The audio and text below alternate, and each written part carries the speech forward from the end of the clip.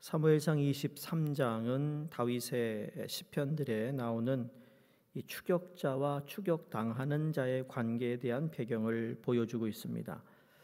23장을 통해서 오늘 두 가지를 우리가 살펴볼 수 있는데요. 하나는 다윗의 리더십의 특징이고요. 다른 하나는 다윗과 사울의 쫓기는 장면을 성경이 그 어느 때보다 자세하게 묘사하고 있는 이유가 무엇인가 하는 것을 우리가 알아야 되겠다는 생각입니다. 리더십의 특징과 이렇게 쫓기는 장면을 자세하게 기록해 놓은 이유가 무엇인가? 이 다윗이 유다의 헤렛 숲을 근처에 있을 때 블레셋이 그일라를 쳐서 그 타작마당을 탈취했다는 소식이 들려옵니다. 그러니까 블레셋 사람들이 그일라 성읍을 쳐들어가서 곡식을 탈취해 간 겁니다. 그런 일들이 참 많았잖아요. 우리 한국도 옛날에 일본이 배 타고 와가지고 그 남쪽에 저 지방에 그냥 밤에 와가지고 탈취해가고 여자 데려가고 이 훔쳐가고 나쁜 짓을 한 것처럼 이 블레셋 사람들도 그랬다라는 겁니다. 다윗은 그래서 블레셋 사람들을 공격해도 되는지 하나님께 기도하며 묻습니다. 2절을 보시면 하나님께서 블레셋 사람들을 치고 그일라를 구원하라고 하시는데 그 이야기를 부하들에게 이야기했더니 부하들이 반대합니다. 그래서 3절에 지금 사울이 추격해 와서 이 유다 땅에 있기도 두려운데 그일라에 가서 블레셋 사람들의 군대를 쳐서 블레셋 족속과 원수가 될 필요가 있겠느냐라는 말을 합니다. 틀린 말은 아니죠. 왜냐하면 나중에 블레셋 안에 진영에 들어가서 또 우리가 읽진 않았지만 미치 왕이 노릇을 했던 다윗을 보면 일부러 블레셋 족속과 원수 맺을 일이 있느냐라는 겁니다. 유대에서 만약에 쫓겨나면 블레셋으로 도망치는 일밖에 남지 않았는데 왜 블레셋과 전쟁을 벌이느냐에 대한 반대입니다. 참 상식적이고 지혜로운 생각이 아닐 수 없습니다. 근데 실제로 사무엘상 27장에 보면 다윗은 사울을 피해서 블레셋으로 도망가는 일이 있습니다. 자신이 여차하면 도망갈 나라와 원수가 될 이유는 없다는 다윗의 부하들의 이야기가 정말 합당한 이야기라는 거죠. 다윗 부하들이 이러한 건의에 다윗이 보이는 반응이 어떻죠? 이게 바로 영적 리더의 모습을 보여줍니다. 분명히 하나님의 뜻을 발견했지만 부하들의 일리 있는 건의를 받아들이는 모습을 보여줍니다. 예를 들어 잔소리 마라, 명령이다, 무조건 간다 이렇게 하지도 않고 야 이게 하나님의 뜻이라니까 라고 압박하지도 않았습니다. 4절을 보시면 다윗이 다시 하나님께 묻습니다. 그런 다윗을 하나님이 꾸짖지 않으시고 다시 말씀해 줍니다. 그러자 다윗은 실행에 옮기게 됩니다.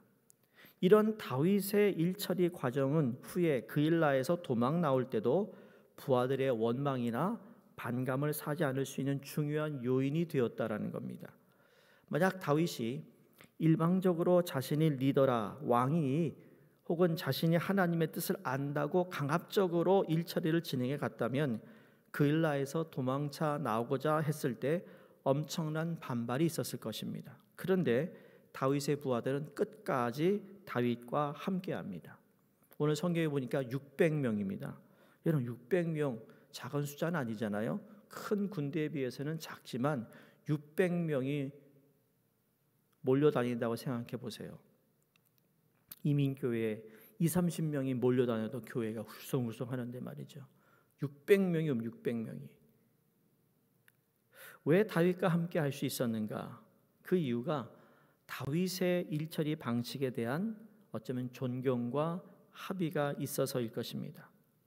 즉 합리적이라고 생각된다면 그것이 서로 하나님의 뜻과 다르다고 생각될지라도 1차적으로 수용하고 다시 한번 하나님께 묻는 그런 다윗의 겸손에서 진정한 영적 리더의 모습을 보게 된다는 겁니다. 우리가 살고 있는 이 세상의 리더십은 어떻습니까?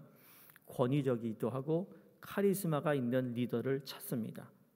그리고 그 지위와 권력이 주는 힘으로 사람을 압도하고 다스립니다. 그것이 바로 이 세상의 왕이 다스리는 리더십의 모습이라면 그것이 바로 사울 왕의 리더십이었습니다. 그러나 하나님 백성의 리더십은 다르다라는 것을 성경을 통해 우리가 알게 됩니다.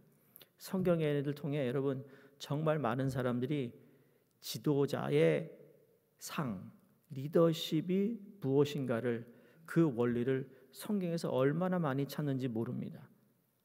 내가 팀장이라고 해서 리더라고 해서 그 지위와 권력으로 다른 사람의 의사를 무시하고 내 뜻을 관찰시려고 하지 않습니다. 내가 분명 하나님의 뜻을 발견하고 있다 할지라도 알고 있다 할지라도 다른 이들의 의견을 경청하고 함께 나아가는 것이 기독교 공동체의 리더십이라고 믿습니다. 다르거나 틀린 사람을 무시하지 않습니다. 밟아버리지 않습니다. 그들의 의견 속에 행여나 하나님의 뜻이 담겨 있지는 않은가 되새겨보는 것이 기독교 공동체의 리더십입니다. 이건 교회 목사나 교회 장로님이나 권사님이나 안수집사님이나 소위 그래도 교회에서 리더십을 가지고 있는 분들이 가져야 할 의식입니다. 다윗이 오늘 보여주고 있는 리더십이며 선지자 나단이 책망할 때도 보여준 모습입니다. 다윗의 이러한 성향은 사무엘하 16장에서 자기 아들 압살롬의 반란이 일어났을 때도 찾아볼 수 있습니다. 다윗이 예루살렘을 떠나 피난을 가는데 시므이가 돌을 던지면서 다윗을 저주합니다. 그 옆에 다윗 옆에 있던 아비새가 저놈의 자식 내가 저거 죽이겠다고 칼을 빼는데 다윗이 그만두라고 합니다. 그러면서 여호와께서 그에게 명령하신 것이니 그가 저주하게 버려두라. 다윗은 시므이의 이 저주 속에도 하나님의 뜻이 있지 않을까라고 고개를 숙였다라는 겁니다. 그러니까 진정한 리더십, 서로 내가 하나님의 뜻을 알고 있고 그 뜻에 변하는 사람들의 생각조차 속히 듣습니다. 다시 냉정하게 하나님의 뜻을 물을 수 있어야 된다는 거예요. 그게 겸손입니다. 나는 언제든지 틀릴 수 있는 사람이다라는 것, 그렇죠? 나는 완전한 존재가 아니라는 것, 진짜 그렇잖아요. 이런 겸손함이 있기에 오늘 본문에서 그 다윗과 600명이 함께 동고동락하며 다윗과 함께 그의 생명을 바치는 사람들이 있게 된 것은 그냥 우연이 아니라는 겁니다. 바라기는 이런 겸손함이 있는 사람은 끊임없이 성장해 갈 수 있다고 믿습니다. 두 번째 오늘 살피고자 하는 것은 다윗의 도피 생활의 여정에서 발견하는 다윗의 자세인데, 자, 다윗이 그일라 주민을 구해주고 난 이후에 벌어지는 일들이 사실 우리를 어리둥절하게 합니다. 소위 말하는 배신이요, 배신. 7절을 보면 사울은 다윗이 이제 성에 들어갔으니 도관에 든 쥐다 이렇게 생각합니다. 다윗은 자신이 구해준 이 그일라 주민들이 자신을 배신할 것이라고 하나님께 묻습니다. 좀 분위기가 이상하니까 하나님께 물었던 거예요. 그러니까 늘 다윗은 하나님께 물으며 기도하며 하나님의 결정에 따랐던 사람인데, 그러자 하나님께서 그일라 사람들이 다윗을 배신하고 넘겨줄 것이라고 말씀해 주세요. 그리고는 다윗은 부하들과 함께 십광야 산골로 도망을 칩니다. 근데 우리가 다 읽진 않았지만 19절에 십광야 사람들이 사울에게 지금 다윗이 숨어 있는 위치를 또 알려줍니다. 그러자 다시 다윗은 마혼 황무지로 도망을 갑니다. 이 상황이 얼마나 급박했는지 여러분 26절을 보시면 사울이 산 이쪽으로 가매 다윗과 그의 사람들은 산 저쪽으로 가며 다윗이 사울을 두려워하여 급히 피하려 하였으니 이는 사울과 그의 사람들이 다윗과 그의 사람들을 에워싸고 잡으려 함이었더라. 이쪽 갔다 저쪽 갔다 산에 숨었다 올라갔다 내려갔다 별의별 짓을 다 합니다. 그러다가 블레셋 사람들이 이스라엘을 또 침공했다는 소식을 듣고 사울이 철수합니다. 그래서 사무엘상 23장이 그렇게 마감됩니다. 자, 성경은 이런 이들을 통해서 우리에게 말하고자 하는 것이 무엇일까라는 질문을 해봅니다. 다윗이 그토록 위대한 왕이었는데 이토록 억울하게 고초를 많이 당했다라는 것을 말하고자 하는 것일까요? 물론 그것이 틀린 것은 아닙니다만 그것을 넘어서는 무엇인가가 분명히 있습니다. 그건 무엇인가? 다윗은 이런 위험한 상황 가운데 엄청난 기적을 체험하게 됩니다. 이게 중요한, 우리가 주목해야 할 말씀 중에 하나입니다. 이렇게 다윗을 잡으려고 사울이 도관해 준 쥔이 다 백성들을 군인으로 바꿔가지고 잡으러 들어가는데 그 600명, 이런 600명 움직이면 보이지 않겠냐고요. 10명도 아니고. 그런데 어떻게 해요? 다 빠져나갑니다. 사울에게 잡히지 않는 기적입니다. 도저히 상황을 보면 다윗이 600명이나 되는 군사를 데리고 사울에게 잡히지 않을 수 없는 상황인데 사울이 기를 쓰고 다윗을 죽이려 하는데 그 다윗은 사울에게 잡히지 않고 오히려 몇 번씩이나 사울의 목숨을 빼앗을 기회를 갖게 됩니다. 그렇다면 다윗은 어떻게 해서 사울이 그렇게 기를 쓰고 죽이려고 했음에도 불구하고 잡히지 않을 수 있었는가? 그에 대한 힌트가 오늘 14절의 말씀입니다. 다시 한번 봅니다. 다윗이 광야의 요새에도 있었고 또 십광야 산골에도 머물렀으므로 사울이 매일 찾되 하나님이 그를 그의 손에 넘기지 아니하시니라. 참 멋있는 대목인 것 같아요. 이 세상이 사단이 나에게 이런 일 저런 일 낙심되고 절망되고 배신감을 받는 그런 일들이 그렇게 사방에 나를 둘러싸고 있음에도 불구하고 하나님이 나를 붙잡고 있으면 절대로 무너지지 않는다라는 것이죠. 여러분, 사단이 우는 사자와 같이 삼킬차를 찾고 있어요. 요만한 틈만 있어도 마귀가 우리를 삼키려고 틈을 엿보고 있는데 하나님이 그 틈이 벌어지지 않도록, 아니요, 틈이 벌어져도 하나님이 내가 그 악한 마귀에 넘어가지 않도록 나를 붙잡고 있다라는 거죠.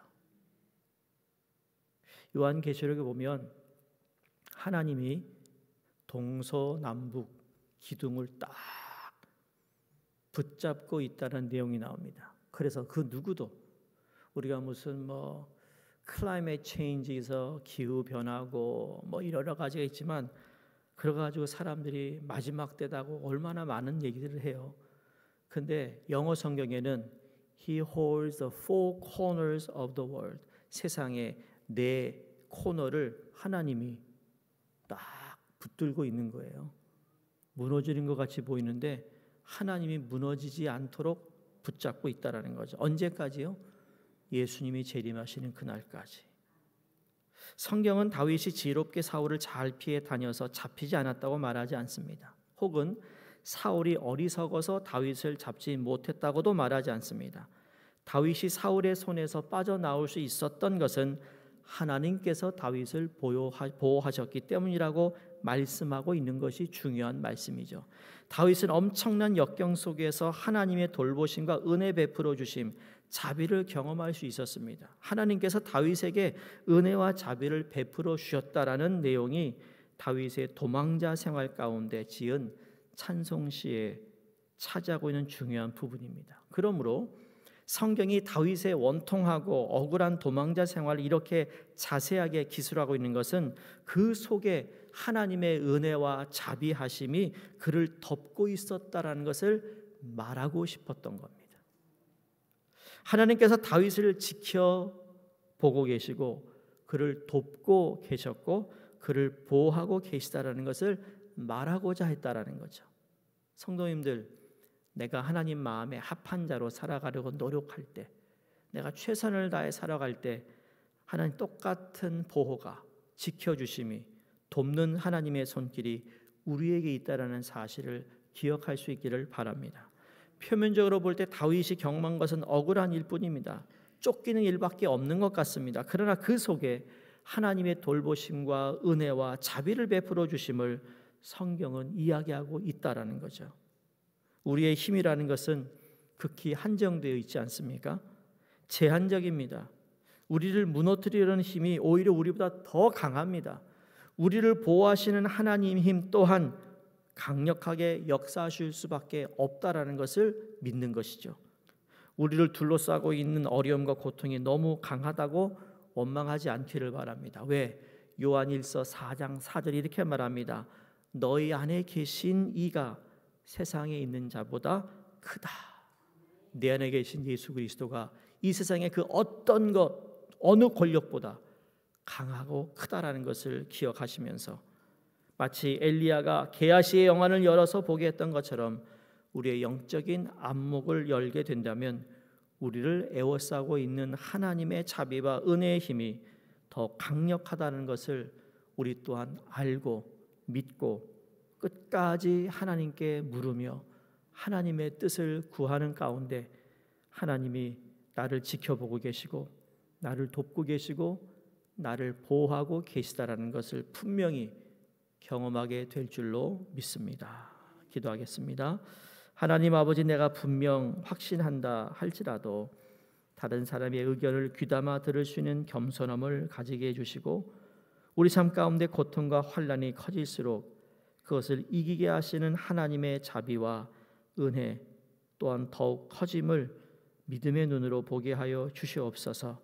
너희 안에 있는 계시니가 세상에 있는 자보다 크다라는 말씀을 우리 마음속에 새기게 하여 주시옵시고 우리가 가정에서나 교회에서나 그 작은 리더십을 가지고 있든 그렇지 않든 간에 하나님 늘 다윗이 가지고 있었던 그 자세로 하나님 겸손히 우리에게 주어진 일 또 내게 맡겨진 그 상황과 사람들 우리가 정말 주님 앞에 온전히 우리의 삶을 드리고 또 주님께서 도와주시는 지혜로 잘 이끌 수 있도록 인도해 주시옵소서.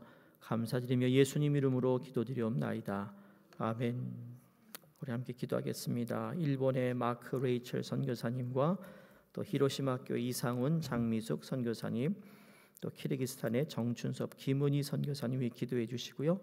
또 그 외에 오늘 우리 유치부 또 우리 그 박물관 또 관람 갑니다. 오가는 길을 지켜주시고 오늘 저녁에 있을 옹기장이 또 찬양 집회에 많은 분들이 오셔서 또 찬양으로 은혜 받는 시간 되기를 위해서 함께 기도하겠습니다.